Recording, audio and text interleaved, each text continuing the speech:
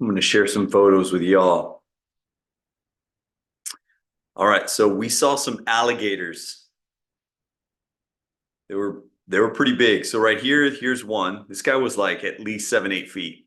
I mean, I'm probably not even. I'm not joking. He was long, and then he had a little brother with him.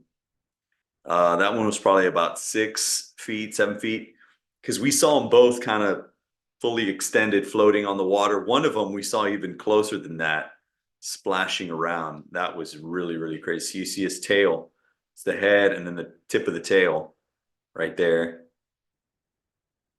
And then so this body right here, I mean, his nose isn't even all the way out. So you see him right there. Oh man, we had to zoom in a little bit. My daughter was taking this video. That was pretty cool. Another guy right there. That one was tiny. That one was probably maybe about 3 or 4 feet. So we had a great time kayaking. It was really, really fun.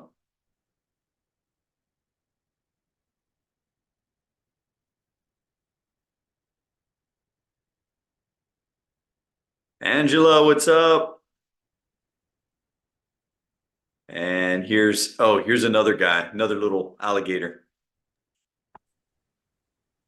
Where are you? I'm sorry, I missed it. Oh, this I'm is doing good. Huntsville State Park.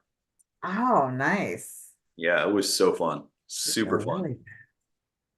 really When we would beautiful. get to the little swampy sections of this little lake, that's where we would really find all the little alligators. Most of them were pretty tiny, but we saw a Yeah, couple. but that means mama's somewhere. Oh, yeah, definitely. So yeah, it was so fun. So fun.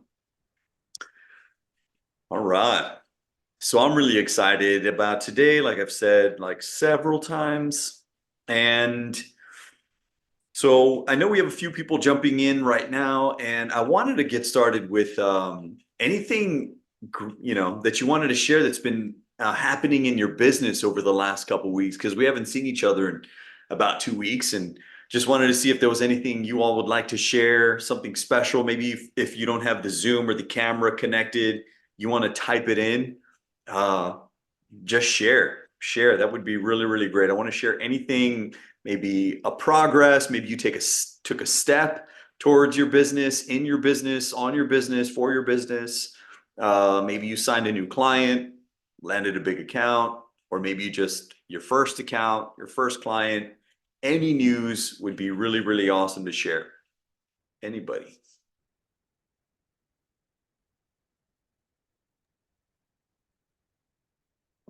I don't have anything. I'm saying nothing positive. My business is going pretty well, but I just had a question. I hired a guy to do my labels, and he kept giving me templates that looked too much like my old labels, like I did them. Really? And so I finally went back to my web designer and I'm having her take what he did and make my labels. And he's still supposed to print them, but he sent me a bill for 5 hours at $75 an hour for the templates he made. He made like four examples. Um, should I pay that or should I hold off? I That's a mean, because number one, the time is way too much. Yeah, I guess, and that's the hard thing about when they charge hourly for work, like most of the time I just ask for a quote for the project, which is so much easier because you don't get the shock of a bill later. It's one thing if you got a plumber guy that's coming and they need to fix some stuff in your house, and then it's like, oh, it turned out to be a bigger job scope than we initially planned. Your leaky sink was actually behind the wall. We needed, but and so anyways, but for the most part, if you're a web designer or you're a graphic designer and you're asking for certain product, you kind of know if it's going to happen within an hour, 2 hours. Um, this is for future. I would have said, hey, what's the price going to be for the scope of this work? Versus, hey, can you work on this? Let me know what the bill is. And then, you get the bill sent to you. You're like, oh, shoot, this is expensive. Oh, but no, we had that. He said he Oh, wasn't going to charge me for the design, just for printing them. but I think I hurt his feelings because I didn't like anything. So yeah, we had Probably. that contract. Well, what I would say is, hey, per our conversation, you said you weren't going to charge me for the designs. I still want you to print our labels, and that's what we'll do. If we're still good with that, then yes, we can move forward. And I would just say, no hard feelings, but that's what we initially. If you have any of that in writing, I would Oh, say, I have it all in writing. So yeah, that's why I didn't, yeah, I don't like confrontation. I don't like to argue. So, that's a but tough I don't one. want to pay him $400 for stuff I didn't like or stuff I could do myself. For sure. I think that definitely goes back to whatever the agreement was at the very beginning is what you continue to, follow through on and say, hey, and just refer back to what you agreed on.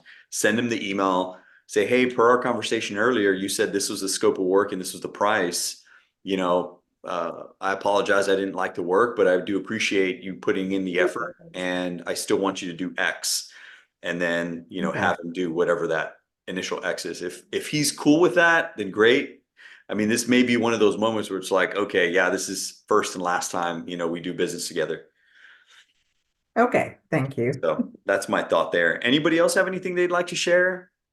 Miss Tamara, Veronica, Erica, thanks ladies for jumping on as well. Really excited.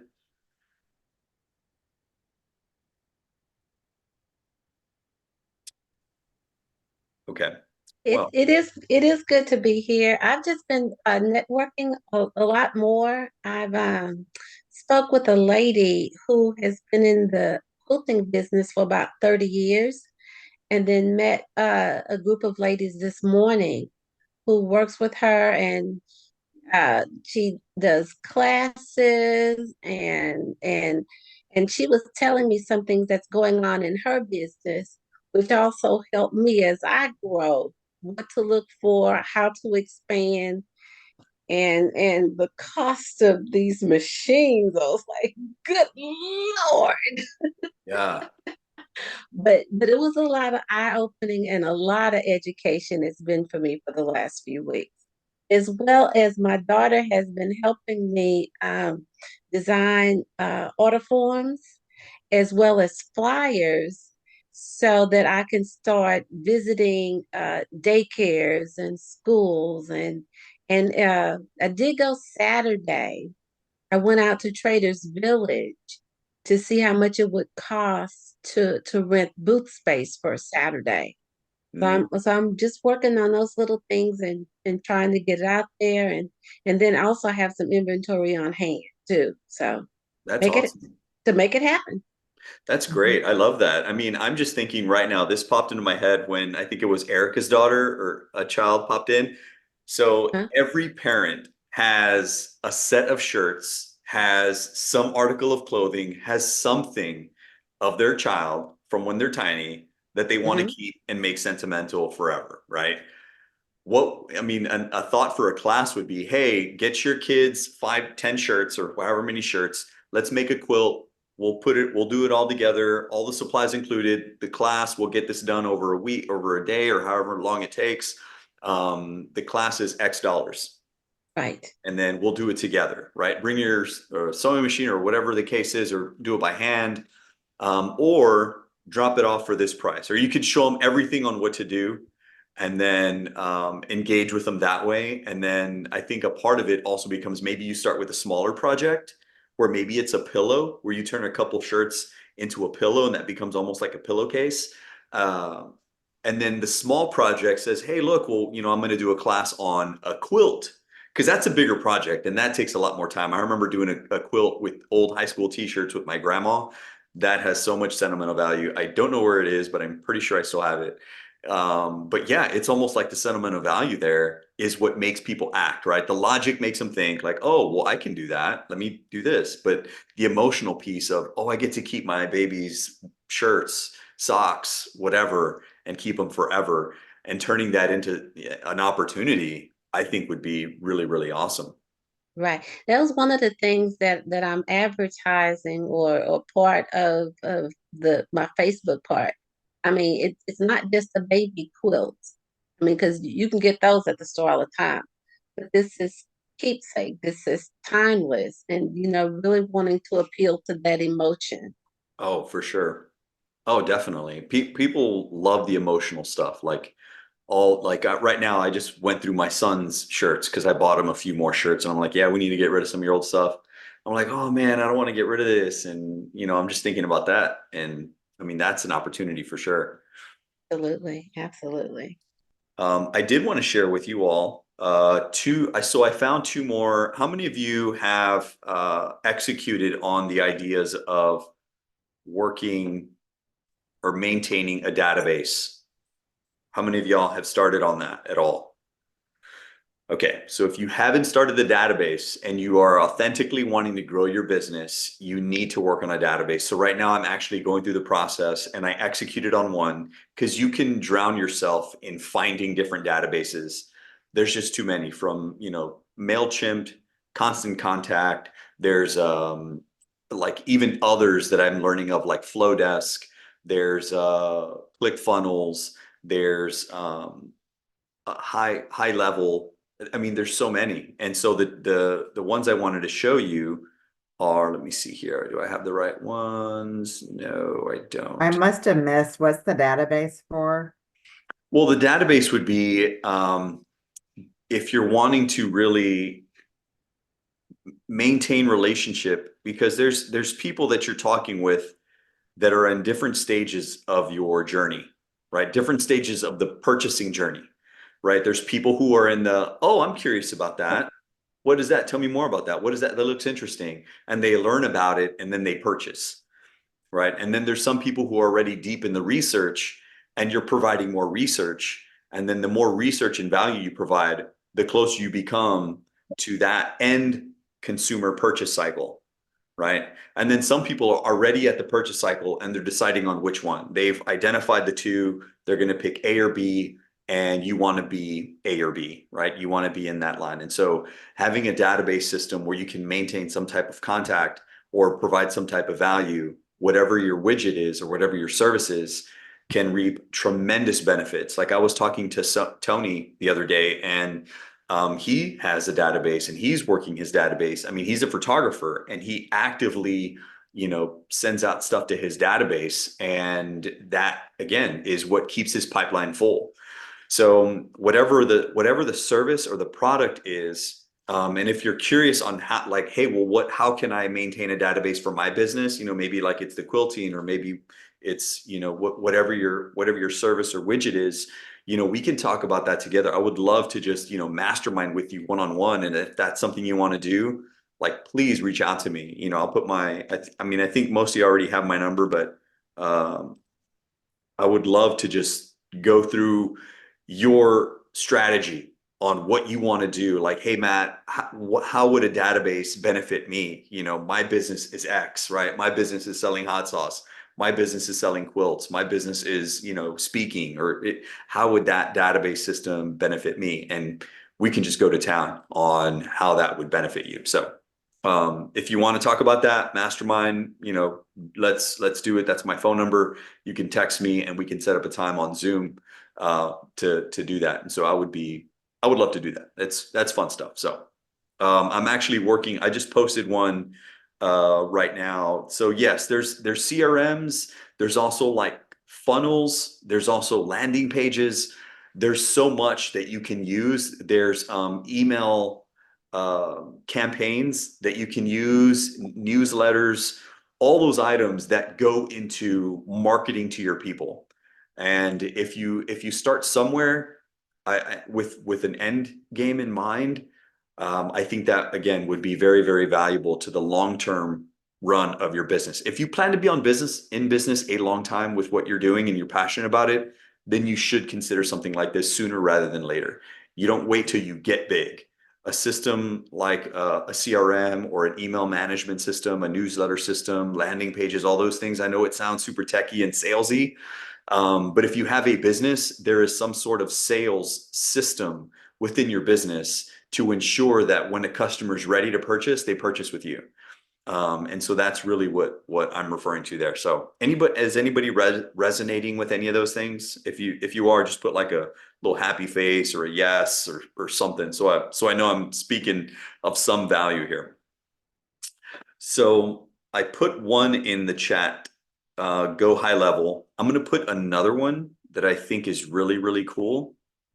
if you're into funnels and salesy stuff, right? Let me see, click. Okay, let me see here. And I know some of these can be overwhelming because they are for me and I like this stuff. Oops, I think oh yes, thanks, Angela. I'm so glad you reposted that. Thank you. Yeah, so this OmniSend has a lot of free resources and stuff like that. Really, really neat stuff. Yeah, the texting, all that, and some of these, similar to the OmniSend, the texting, super valuable, really, really valuable stuff there. All right, let me get back in the call. Okay, so, and I wanted to also just, oh, hey, Pastor Brett, welcome. So glad, so excited to have you on. I was actually about to go into the prayer and pray, as we open up this session, and you jumped in right on time. So I'm going to go ahead and open up, or kick off in prayer, and then I'll get started and introduce Pastor Brett. So, Lord, thank you so much for bringing us here today, for allowing us to think about and just meditate on what you have for us, Lord. And I thank you that Pastor Brett took time out of his day. And I thank you for everybody here on this call that took time out of their day to talk about their business and learn from other people's businesses, and, just kind of brainstorm together, Lord. And I pray we continue to seek out your ideas and your wisdom from your word, right? The Bible says that, those who seek you will find you. Those who knock and ask, we'll find you, Lord. You will open the doors for us, and you will close the doors that we don't need to walk through, Lord. So I thank you for that. I pray you put upon our hearts what we need to take from this call today, and we act on it, Lord. Our faith has brought us here. Let us also act on what we're hearing today, Lord. So thank you so much again. And I pray for all those who aren't able to make it, be with them wherever they are and in their businesses. In Jesus' mighty name we pray. Amen. All right. So I was super humbled and honored when I reached out to Pastor Brett through a friend, and because I had this idea to do this business call, and it also stemmed from when Pastor Brett was talking about his cows, and he's spoken about them several times, and he's talked about moments where he did these little business ventures on the side, and so I know Pastor Brett most from the pulpit. But when he shares his stories about business from the pulpit, I mean, my ears perk up and my eyes light up, and I start taking notes mentally and in my phone and whatever I have to write with. And so, we all know Pastor Brett here on this call. I know most of us attend Grace Church. And so, Pastor Brett, without further ado, thank you so much for jumping on this call to share your wisdom and insight about business and life and the word. So please take it away. Well, thank you, Matt. It's good to see everybody here. Some of you are frozen in time, and some of you are names, but there's a few heads that move around. I got to watch CDG session a few days ago, and wow, that was great. So if everything you've been hearing is like that one, you guys have been hearing some really great things. So I have a very special place in my heart for business people that have the courage to go into business, because this is not for the faint of heart at all. And Matt, I'll talk for a while. You wave whenever I need to back off, or whatever I need to do. I'm not sure about all our timing here. So and thank you, Matt. Thank you. You and Gloria have done so much to help so many people. Thank you for sponsoring this and for making this your life group. You guys are just y'all are great icons for people that want to do business in life and do it right. So thank you very much for what you guys do. I appreciate it. So, Thank you, Pastor. Appreciate that. I've been interested in business my whole life. I don't actually remember the first time that I thought I want to be a businessman, but I was very young when I did that. I got my dad in trouble more than once, signing up for things that I thought it was going to be the way for me, and ended up just costing him money to get me out of things that I signed in on, and classes I wanted to take. I signed on to an entrepreneur class that was I was $99, something like that, and I was like sixth grade. And I didn't really know what it was, but it said earn money, make money. Well, I'm sixth grade. I was really short of money, so I wanted that. And I remember Dad had to pay some money to get me out of it to because of what they had spent signing it up. So I've always wanted to do that. Um, I guess the first thing that was actually a moneymaker that we did. Um, my brother, y'all know Pastor Scott is he's about 6 years behind me, and so when I was about 16, I could drive. He could do nothing. He was 10, could do nothing, but he had a job working at the veterinarian clinic, going after school a couple days a week, cleaning cages, cleaning up after the dogs. And they found out that he was good and he was reliable. So they would then let him come in a little earlier sometimes or stay longer and hold the animals while the veterinarian was working on them. And uh, he just told me how many people the dogs they had, how many people would come in, how many loved the dog, how many wanted the dog. And we were dog people, but ours stayed outside dogs. We didn't have dogs in the house, all that kind of thing. But he said something about people coming in there and buying their dogs.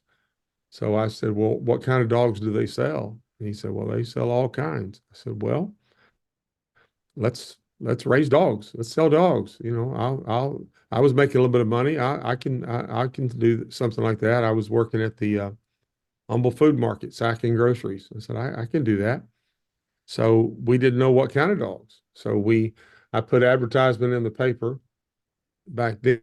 I mean, nothing like it is now, but the Chronicle, you could put in 3 lines for 4 days for $5. And so we put like dachshund puppies, AKC registered, $150 in our phone number. And then we put poodles, teacup, AKC registered, $150, put our number. We put collies, we put Dobermans, we put everything. We'd advertise probably 6 or 7 different kinds of dogs because we could do it for $5 and they would run for those days. And then when people would call, I mean, we didn't know we were doing what's called market research. We didn't know what we were doing because we were just kids. We didn't know. But they would call and they would say, hey, we're calling about the dachshunds. And we'd go, oh, I'm sorry, we don't have any more. And we'd put a mark on the board for dachshunds. And then we did it if they called for poodles, and we did it for they called for something else. And whatever they called for, we made our mark. And after a couple of weeks, we knew they want Dobermans. That's what they want. So then we bought good quality dogs and started raising them, and actually made quite a bit of money especially for kids, preteen and teen. Did really well. I mean, it worked out. So a little later, he got older. We said, let's do this with cars. So we advertised Toyota Camry. Um, I think we put like $3,000, and Mustang, and we did the same thing, the exact same thing. Did that, and got calls back. I mean, lots of calls, real quick. And each time we never lied. We just went, we don't have that, and we just marked it down.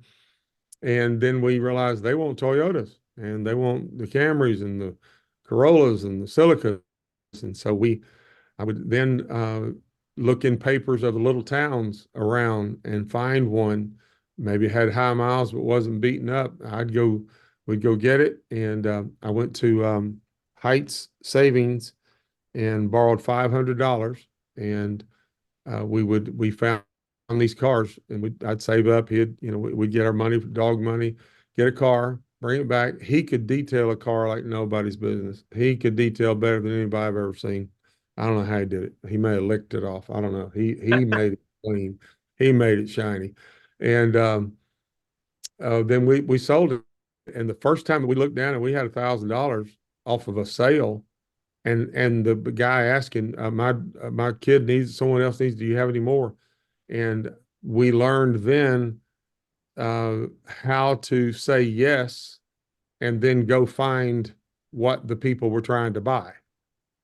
We learned then, hey, let me get back to you on that. And So we didn't even know what it was, but we started with that. We started little things. So once we kind of figured out that people would pay for someone that would do their work on that type of stuff, then it just kind of branched into let's try this, let's try other things. We did a few things that um, probably they were out of our reach. We didn't know what we were doing, but we never got burned bad. We learned our lessons. We'd back out. We realized there's no market for used computers because the computers then were Atari, Yeah. and there was no market. It was sorry Atari, and we ended up with quite a few of those. It didn't work out. But we found out that people liked the way we treated them. And we really, again, we hadn't done nothing. He still can't drive.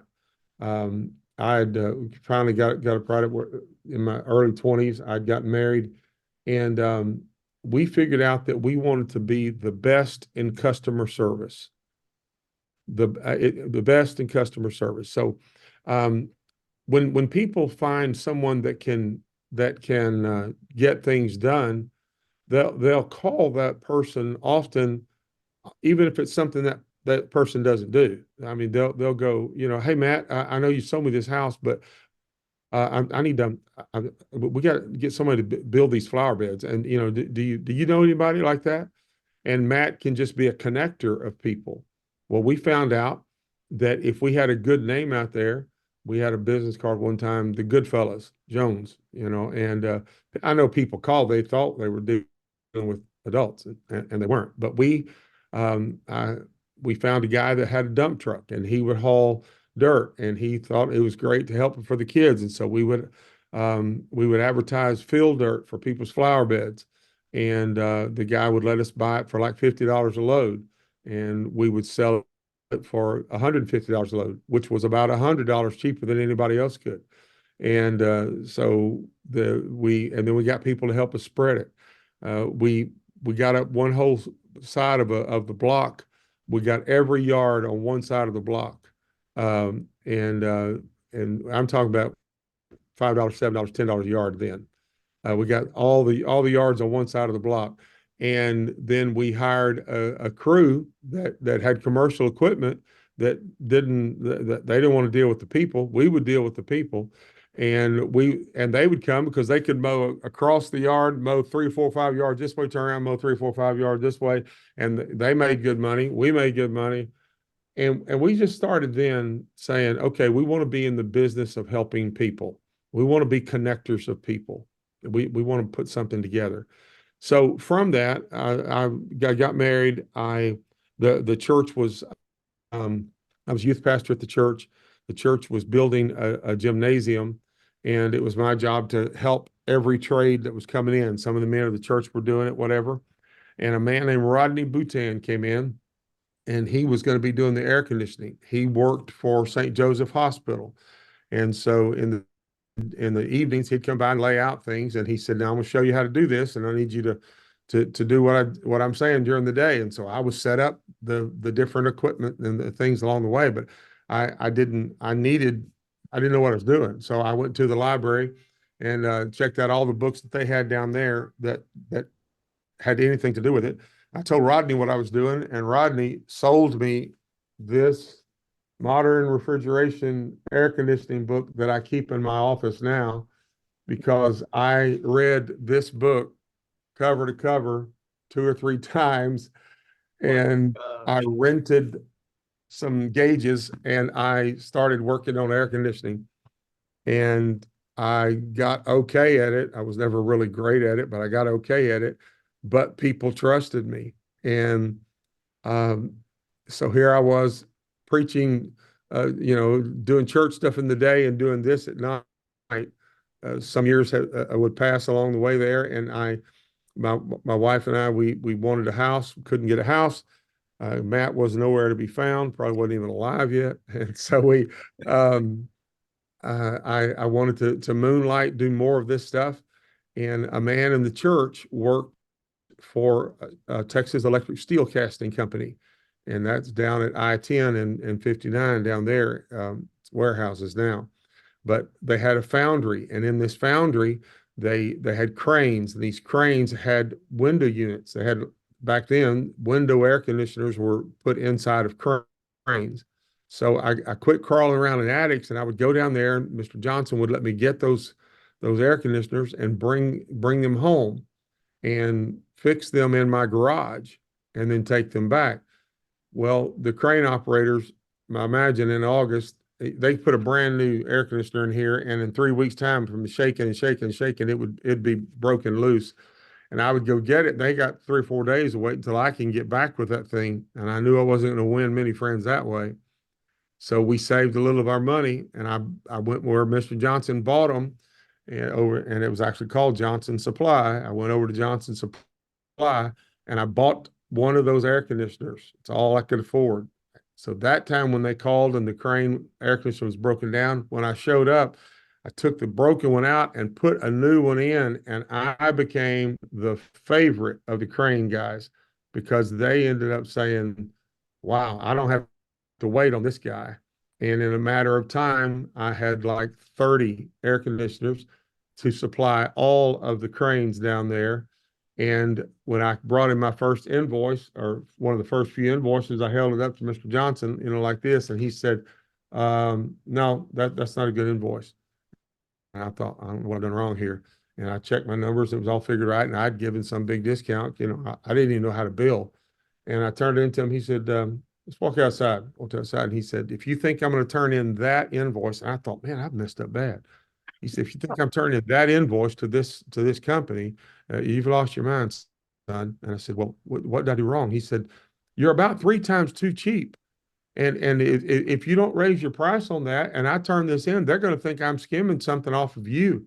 And I was a young man. He said, no, you got to raise these prices. There's no way this is going to work.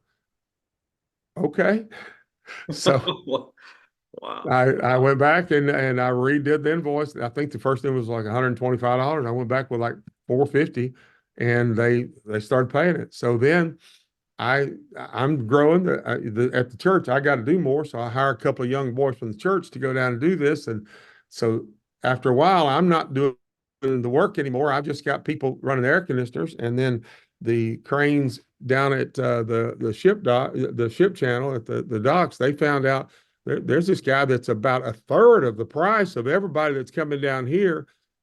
And I ended up having an entire fleet of window air conditioners, probably 130, 150 of them at one point, putting them in cranes all over the city. One company would put you to there, then they go on a job site, and so we called it B&G Enterprises, Brett and Giselle Enterprises, and we had units all over the place, and that's how we raised enough money for our first down payment of a house. Gosh, that's Just amazing. just bizarre. I mean, again, with me coming home on some nights going, well, let me read this and see if I can figure out how to make this work, because I don't know what I'm doing. And I would call Mr. Bhutan, the guy that gave me the book, and he'd say, he was a Cajun, he'd say, figure it out, figure it out. And so I burned a few things and got a few things right. But what would happen is, and I didn't even know about customer service then, but all they had to do was go, something's not right. And we were down there. We were on the spot. These young guys that were in high school that wanted to do this, I could call them, it didn't matter what time of day or night. They don't have a life. They just want money. And I would say, it's after hours, so it's double pay. And they would go down there at 11 o'clock at night when the guy got off work and was frustrated and aggravated. When he got back the next day, he had a cool crane. And then from there, got into the inside offices. We ended up building an air conditioning business that it never was huge, but we made probably $400,000 a year on it there toward the end. And then I sold it to the adoption agency, Arrow Adoption Agency, and they still have it today. It's renamed. Now they use it. That's one of their revenue streams. They're located out in Spring, and it's one of their revenue streams. So what I found out was, if you find a niche, if you don't know what to do, if you find a niche of what people want, and you supply it better than what everyone else is doing it, or maybe your profit margin isn't that much in the beginning, people are interested in personal service.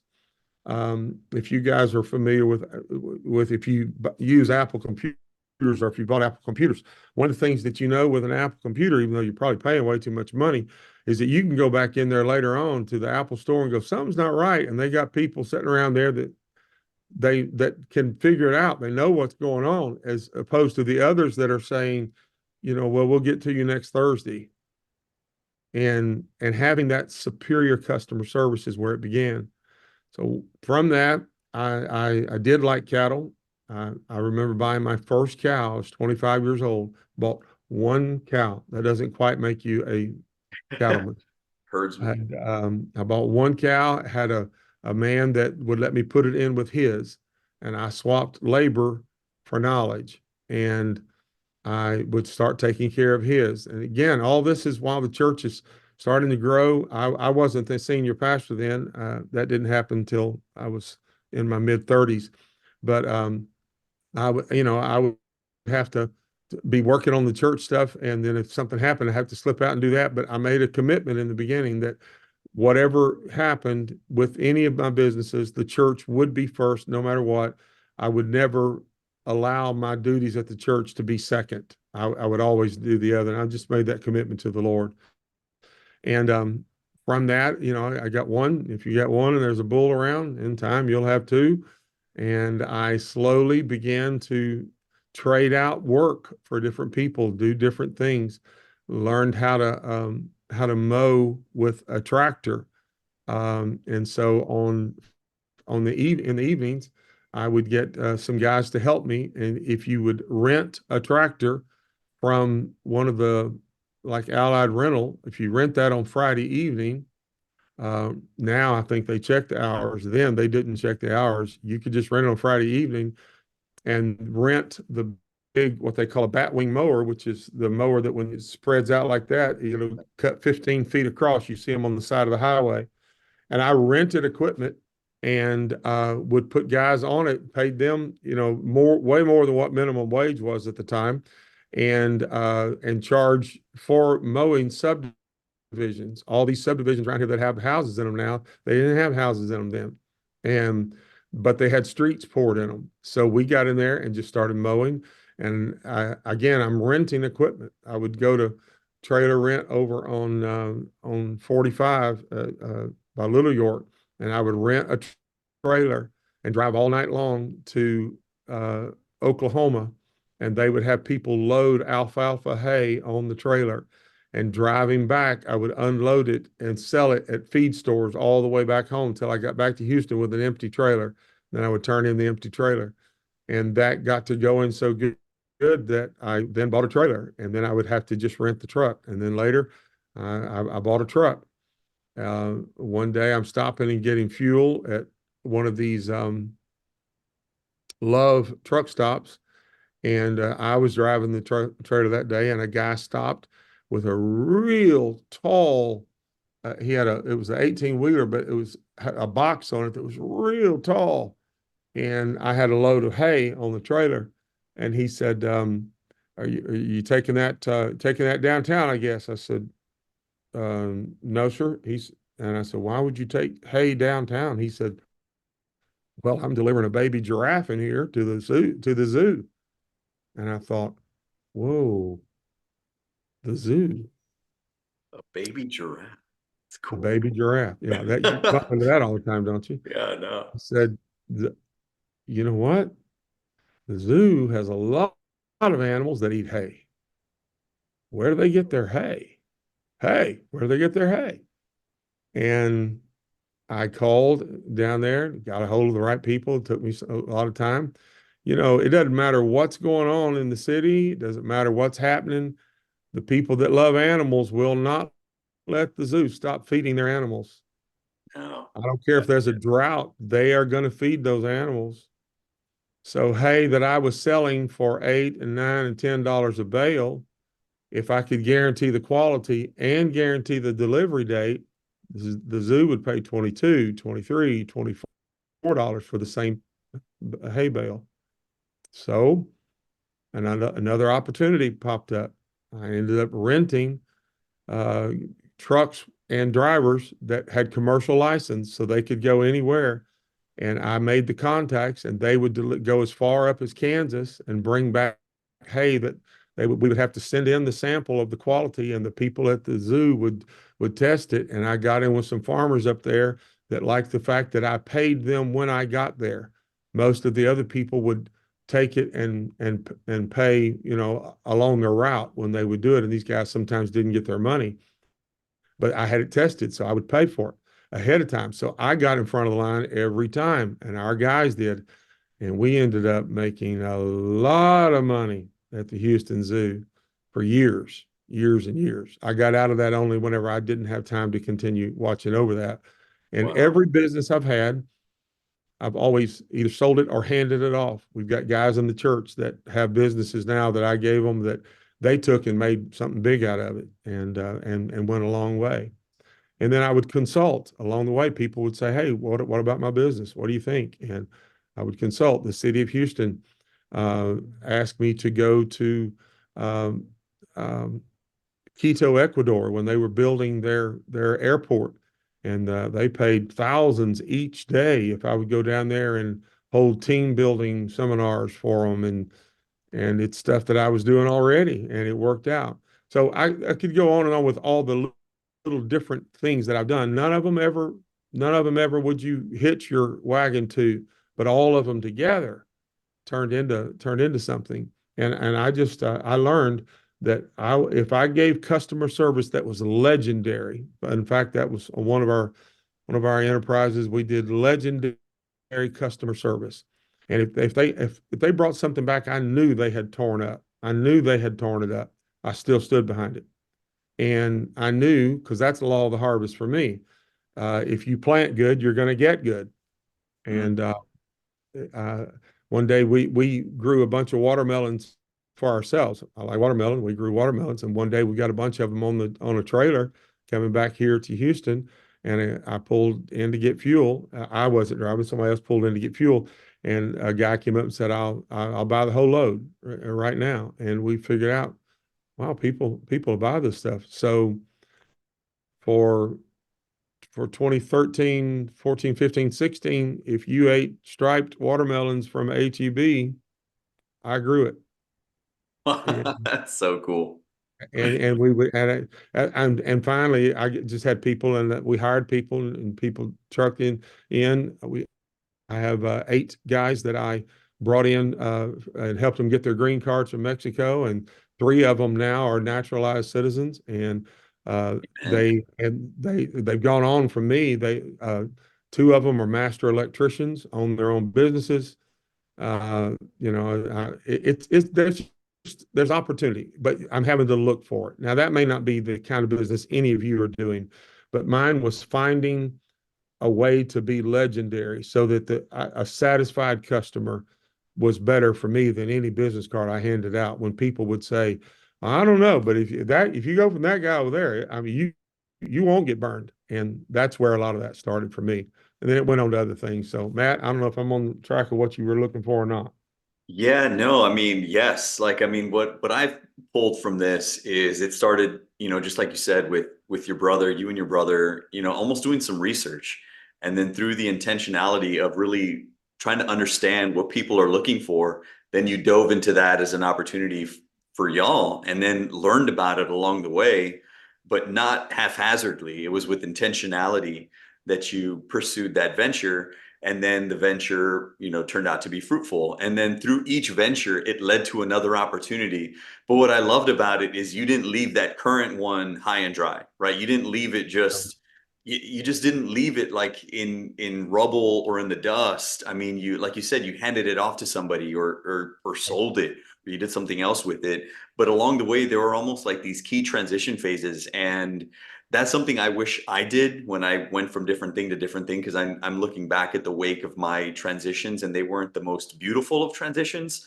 Mhm. But I think that's it's okay as long as you're learning from it, right? Because the We failure we, uh, was really we just an we learned to opportunity to learn. say we learned to say yes. I mean, um, I mean, as late as 4 or 5 months ago.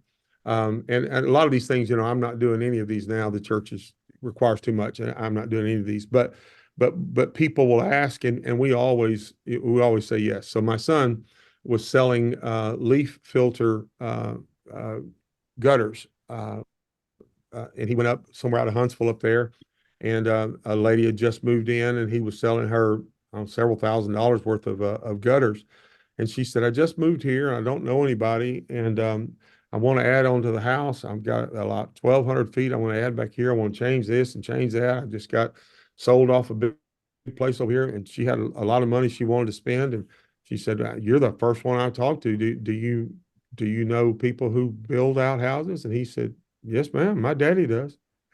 And folks, I don't build out houses. You don't want me to build you anything. The one time I built a doghouse, it took 3 people to move it. You don't want me to build anything. But Casey went with what we've always done. Yes, ma'am. Yes, ma'am.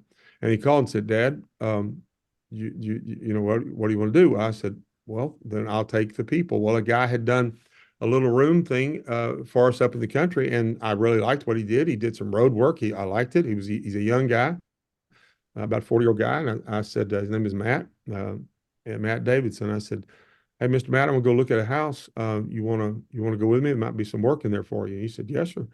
So I actually just gave him the coordinates. I didn't know these people at all. Drove up, got out. He was already there. That impressed me. He was there before I got there. I got out, I walked up, and the lady went, oh, you look just like your son. Yes, ma'am. It's actually the other way around, but yes, ma'am. All right. Yeah. And looking, and she started saying, I want to do here. And again, because folks, one of the biggest pieces of advice I could give you is learn at least a little bit about a lot. Be able to carry on a conversation with somebody if they say, look, what I want to do, I'm going to try to build this hip and know what a hip is on a roof, and I know what a gable is on a roof. Or if you do pottery, or I mean, it's not your kind, or if you do art and you sculptor, but learn a little bit where you can at least carry on a conversation when people bring up something.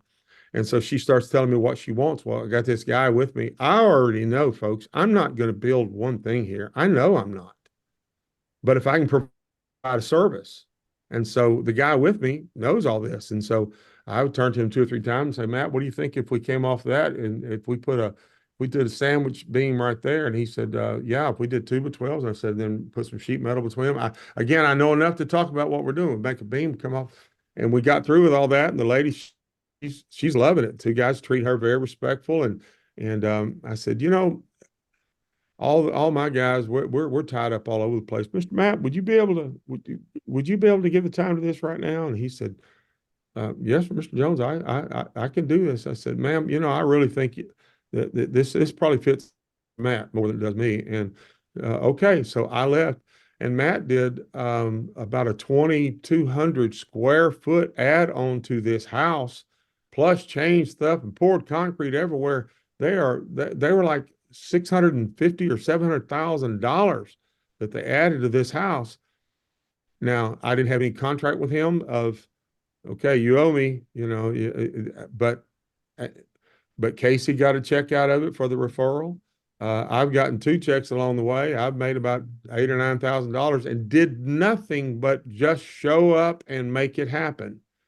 And I didn't tell the guy that's what he has to do. What he's doing is, I want to thank somebody that gave me this kind of a job. The lady is so easy to work for. And so finding a way to connect people. But see, I do that here at church. I'll be talking to Matt in the lobby, and somebody will walk by and I'll go, hey, Joe, do you know Matt? Matt, you know Joe? You guys ought to meet each other. I know you guys, and y'all may have a connection, and you may not, but you ought to meet each other. Then Matt, if he wants to, he can go, well, hey, here's my card. You want to drink coffee one day? And it may turn into something. It may not. But if nothing else, it's another contact in the church. It's a brother. It's somebody to worship with, or maybe there's something that'll go from there. And I don't want people to network market the church to death. That's not what I'm doing. I'm trying to hook up people to know other people. And sometimes that's all you need. Yep. Oh man, that is so good. That is so good. And I remember that reminds me of, I think I heard Pastor Scott say it, but life moves at the speed of relationships. That's it. That's it. Yeah. And that right there, all it takes then is someone asking you, I don't know what you guys do. I'm gonna make up something. So you're into art. You do pottery, and someone will just ask somebody, I was looking for a bowl. Well, Judy does something like that. I've never seen her stuff, but I know it's what she does, and it's because you had a relationship. But if you slip in late to church and slip out a little early, then you don't get the chance to make that connection. And and I can also tell you, you'll never achieve real success until you like what you do. Mm. That's a truth. There's no success until you like what you do. If you don't like it, everyone can tell it pretty quickly. And so I just think that's important. And you guys may have huge businesses. I don't know, but there's nothing wrong with staying small. There's nothing wrong with staying small because you can do big things with small company. You can do big things because remember, you don't have to do it all. You have to know people who do it all. And just being that one to put it all together. There's some general contractors that don't own any equipment, but they know how to build it all and they have the contacts with everybody and they go with that. Yeah.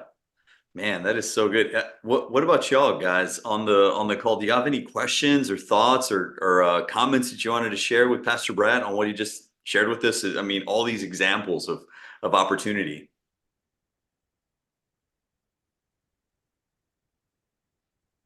Don't be shy now. I have one, Pastor Brett. Yeah.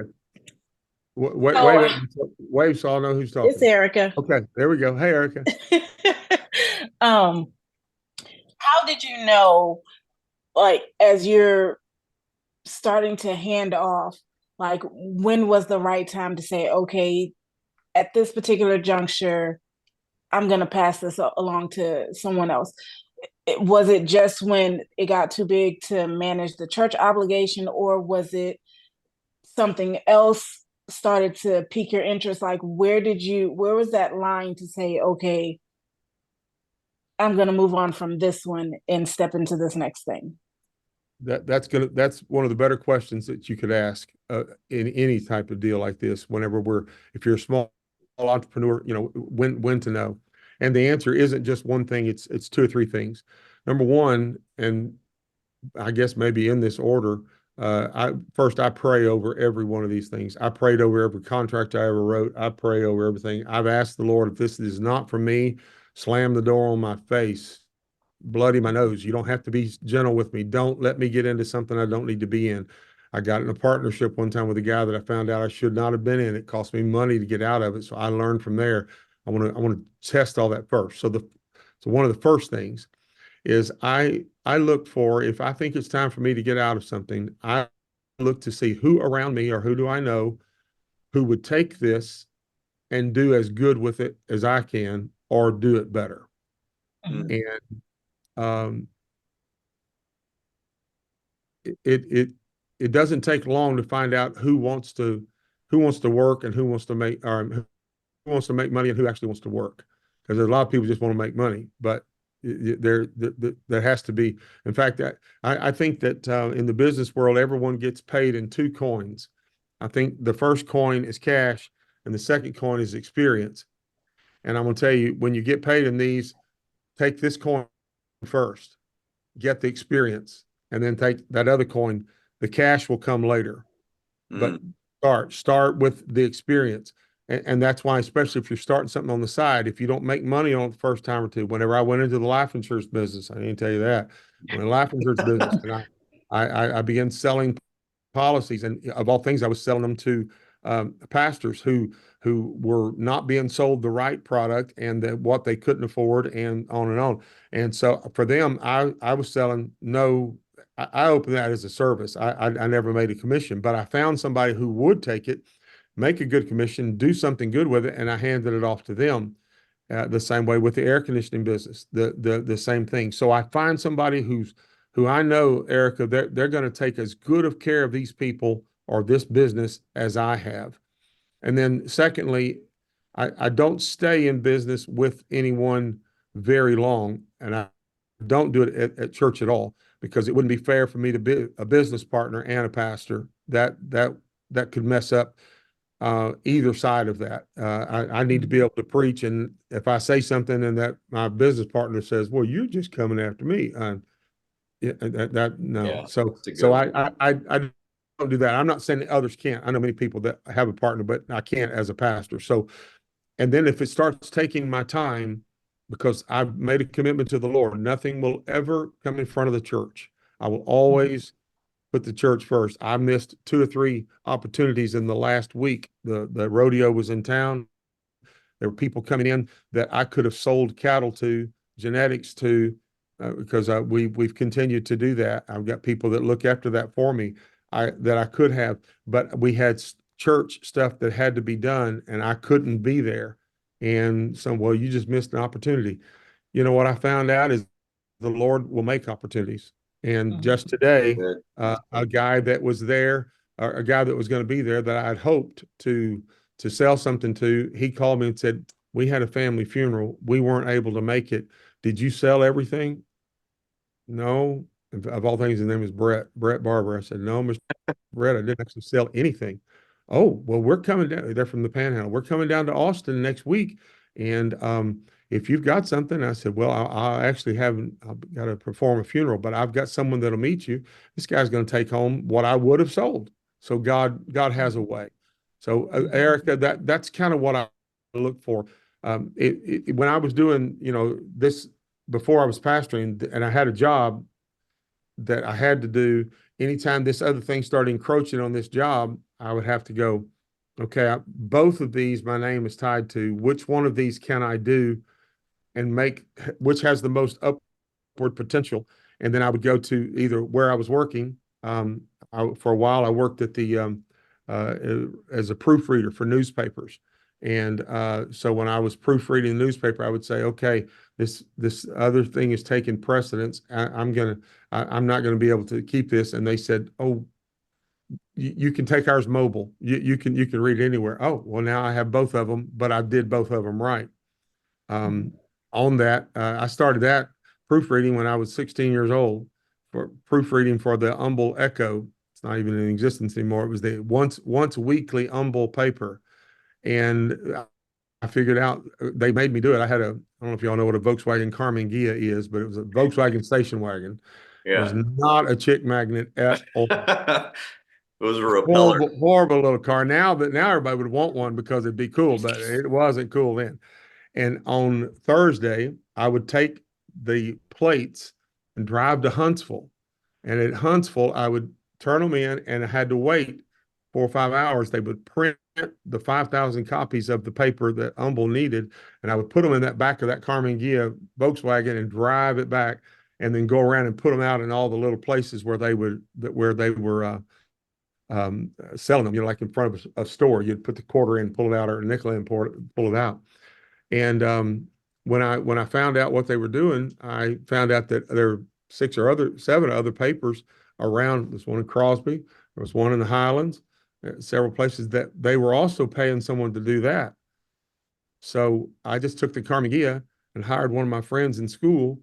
And every afternoon, he would pick up papers from one of these people, drive it up there, do it, bring it back. So we started a hot shot service before we knew what the word hot shot was. Wow. And he now has his grandson still doing that for different papers, different things. They actually do the hot shot stuff where you want something. Of course, now Uber and different ones are cutting into all of it. But if you wanted something taken from backwater somewhere to backwater somewhere, you called us, and then him. I've been at it for years. Called him, and he got it over there. So Erica, that's how I would know it's time for me to step back on something. Does that help you? Yes, thank you. Good, good. I'd like to take that a step further. You are so good at this business thing. Do you have plans to retire, or you're just going to do this because it's fun until? I don't think I will retire. Uh, I'm 63. Pastor Scott's behind me by multiple Baby. years. Yeah.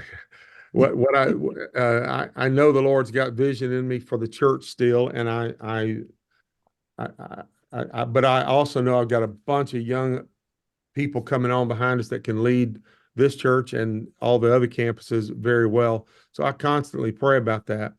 I um I want to create income outside of what I get from the church.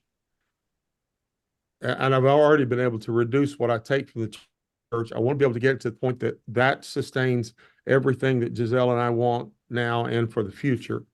And giving was a big part of that. In fact, we started our cattle stuff. It was hobby. I just loved the outdoors, the agrarian way. I mean, I grew up right here in Aldine in a subdivision.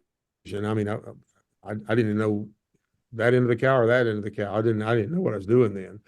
And whenever we had a few cattle together, one time we had a service where this orphanage called Tupelo Children's Mansion in Tupelo, Mississippi, they came through, and all the kids that were in the orphanage there, this where a lot of people would adopt children, but this would be like the older kids. They came through with a choir, and after service, and this is after I'm pastoring here. After service, I ask them, well, how do you guys, how are you supplied? What do you get, and where do you get your food? And I found out that they only ate meat about once a week. So I said, well, that won't work. So then I said, Lord, I'm dedicating all of these animals to you. So all the calves that come up, we put them on a trailer, and when they were slaughter age, we would take them over there and let them harvest them over there, so that they had meat to eat every night that they wanted to, or as much as they wanted. And when you show the Lord that He's first, I remember in Genesis, you don't give me to preach now. Genesis 22, when Abraham was asked to offer his son Isaac, when he pulls his hand back and he's about to do what God said, the angel grabs his arm, and the Lord said, "Don't, no, no, no, I didn't want the boy. I didn't want him. I just wanted to know if you would give him." So, and God's words are, "Now I know you will withhold nothing from me." Mm. So sometimes what God's asking for, He doesn't really want. He wants what we want, because whatever it is we want, that's what He'll test us with. He's not going to test me with something I don't want. Sure, I'll give that. He's going to test with something else. So whenever I proved, Lord, these animals are all yours. If they die, they die. If they live, they live. If they multiply, it's for you. Then suddenly I couldn't fail with the animals. I mean, it just started growing and growing, and so then it got more economical for me just to send them the money to buy the calves there and raise them up here. And so I put all of our stuff back through some of these grass-fed farms. So these people that do farmers markets, a lot of the times the beef you're eating when you buy there is stuff that's been raised on our place, and they just market it because farmers markets happen on Sunday morning, and I'm busy on Sunday. So, but there's no end to the market. I mean, people are looking for something. A lot of this is a great, huge mindset. I was born into a world with a poverty mindset. Mm. I was born with the mindset, and my parents were the best of parents. They didn't have anything. It wasn't the bad character on people. I was born, though, that everything's in short supply. You have to conserve. And you should honor that. Why leave the front door open and the air going out? Sure. My daddy would stand there and say, "I don't know what you're going to do, but you're not going to stand there with the refrigerator door open for 10 minutes figuring out what you want to eat. It's what you're not going to do." So that Yeah. was one of those what you're not going to do. But we treat God like an economist. God, I'm not going to ask for this because I've had all the blessings. I mean, Lord, you've blessed me so much. So, God, you bless somebody else. Well, Zechariah 10 said we should ask for rain in the time of rain. So, as long as you're showing God that everything you have is His and you'll give it to Him, no doubt. He doesn't mind how much you have. And you keep giving it, you keep doing it. He's looking for people to get it too, so He can get it through. And so, for that, uh, that started, I mean, with the cattle that folks, they'll go weeks at a time. I don't see any of the cattle I have in the country. I just own a few acres. I don't own many, but at least 2,000.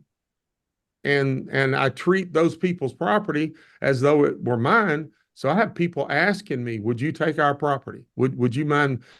We're never going to sell it. It's been in our family forever. Would you take it? And so, and once you start and you show this, my sister lives in Austin, and Austin, you know, is very, very liberal thinking of like PETA type stuff where, you know, they're animals, big deal, and everything natural, everything natural. And some of them are very hypocritical about that. But in the neighborhood she lives in, behind it's this big uh, uh, high lines, just, I mean, miles of high lines. And people were complaining about the diesel tractors that were coming back there, they were using to cut the high lines. Now that's looking for something there. How long are they going to be there? You know, you'll hear them for an hour every month or 3 hours a month, whatever. But they were fussing about it. And I'd read an article. So I went to the homeowners association. They had to go to the city. They got it approved. I brought goats in.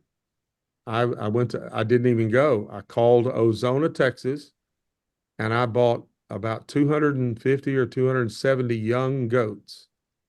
There are Peruvian shepherds here on visas to be shepherds. That's what they have to be. They took these goats. You train them in a small area to stay behind an electric fence. Once they get shocked once, they're not going to cross it. Go out to this place.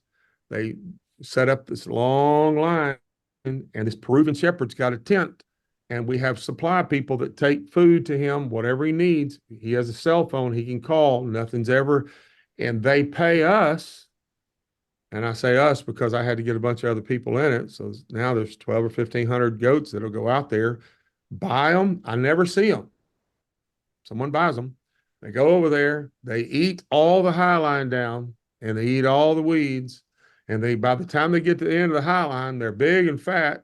And we time it with Ramadan, and we time it with Cinco de Mayo, and we sell goats in the marketplace, and we get paid on the gain, and we get paid what the animal gain, and we get paid from the homeowner deal.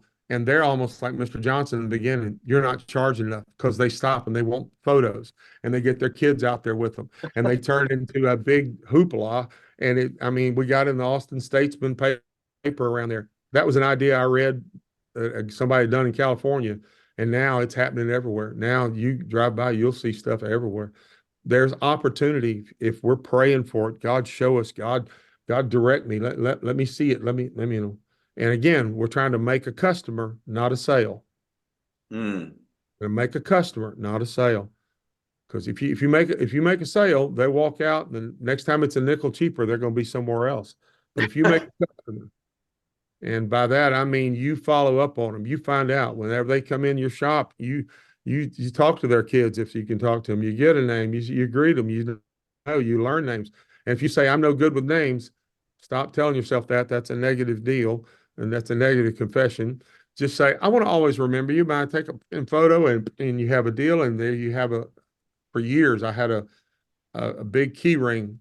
It was that big around, and all of your pictures, if I saw you, we take a photo. We did it and had your name on it. And I would sit there and flip through. That is Brandon. That is Bonita. That is Marco Quiros. Marco Quiros. How can I remember Marco Quiros? Okay. And I don't even see Marco. I just see his name now. But Yeah. And so then I would be able to see people we had the fun run. How many years ago? How old is your youngest baby, Oh, Matt? she's about to be, she's 11. She's gonna be 12 later. So whenever Gloria is about 30 minutes from having this kid, she decides to run in this church fun run thing we had. I'm kidding, but she delivered within a little Yeah. bit. I mean, Yeah.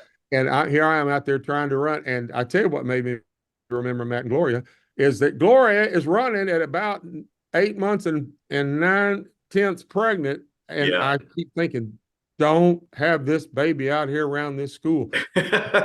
You won't forget Matt and Gloria when that happens. And that's been Yeah. all those years ago. Yeah. You know? And so I'm going all over the place, guys. I don't know if any of this is helping, but No, I love it. I'm honored that you're on this call with us and that you're spending time with us. All these stories have spoken to me, and it reinforces the idea of coming through and bringing value. And I think once you bring value, then like you said, everything else will fall into place. And the Lord, right? He owns a cattle on 1,000 hills, right? Right in line with a lot of the examples that you've shared in the cattle. And so, I mean, if any, Feed your mind, feed your mind. Make your car a rolling university. I'm always listening in the car. I'm listening to motivation. I'm listening to learning. I had, Matt, you'll like this. I had my first Spanish lesson yesterday. I need to master this and not just hack at it. And so I'm driving down the road. People, of course, and now everybody talks to themselves. It doesn't matter. Before, right. people were always, I'm just yakking. You got to go all in. But if you don't love it, if it's a duty, it's a task, you won't stay with it. So I hope I'm saying something. A winner never Yes. stops trying. A winner never stops trying. That's good. Yeah, you don't fail unless you stop, right? Then it's Right. just an opportunity. Whenever I was learning how to invest in the stock market, one day it goes down, and I went, "Oh goodness, I lost $5,000." And somebody smart said, "Did you sell?" No, no, no. Well, you didn't lose five. Oh no, it's no, right now its value is 5,000 less than it was, but only if you sell. If you don't sell, you're still in the game. And you know what? It comes right back up. Oh, we all say buy low, sell high. Our Mm, natural inclination, though, is buy high. It's doing good. And then, oh God, get out. yes. It's falling, sell low. Yeah. And that's what makes money for other people. That's so good. That's so true. Awesome. Well, I appreciate it so much, and we're here at the end of our time together, and I want to make sure we're, honoring all our commitments. And so, guys, please give a special shout out, a thank you, a hand emoji, hand clap emoji if you don't have the speaker and all that stuff on, telling Pastor Brett thanks. So yes, from the bottom of my heart, Pastor Brett, thank you so much for coming Welcome. on. You're It welcome. was great. Is great. So I recorded it too. So I'll send it to you so you can listen to yourself as well. And I'm going to send it to everybody on this call and also those that weren't able to make it. So I'm going to listen to this again. So it was good stuff. Oh, I know you have your way of closing out. Let me bless each one of you before I Yes. get off, and then Matt can take it from here. Heavenly Father, I come to you in the righteous name of Jesus, and I pray right now, Holy Lord, a blessing on every person on this call and those who will listen to it later that weren't able to get on now. Lord, these are your entrepreneurs. And you were the original entrepreneur when you said, let me make a man, let me make a world, you started with nothing and made something, and that's what we're doing. Lord, I pray that you touch each person on this call, give them uncommon wisdom to know how to fulfill what you set in their heart. Lord, if they're on a path that's not what you want them on, let them see the exits where they can get out of that. Like I've done many things, get out of that to get into the right thing. Lord, let them not have any pride about saying I started over, or feeling sad about I had to start over, or no pride about how great I've done. That it's all yours. All the glory goes to you. We'll take the credit for taking the class, but all the glory belongs to you. God, give each one of the people here a special grace to fulfill what you've called them to do, that they become fruitful and multiply as you promised and as you said you wanted us to do. I thank you for this in Jesus' name. God, touch Matt, Gloria, their family, their business, and all that they do for caring about other people and for putting this together. We worship you in Jesus' Yes, name. Lord. Amen. See you Amen. guys. I'm preaching at Humble this weekend, so if you're there, I'll see you. Pastor Scott, All right. See you he's this had weekend, me Pastor. out in the pasture. So, all right, see you guys. Bye. Awesome. Well, guys, I think that prayer was a beautiful note to end on. So I appreciate y'all for jumping on, and thank you for being part of this group, guys. It really does mean a lot. This is one of my favorite parts of the week, and I look forward to seeing y'all next week. All right, guys, you have a good night. Bye-bye. Right. All right.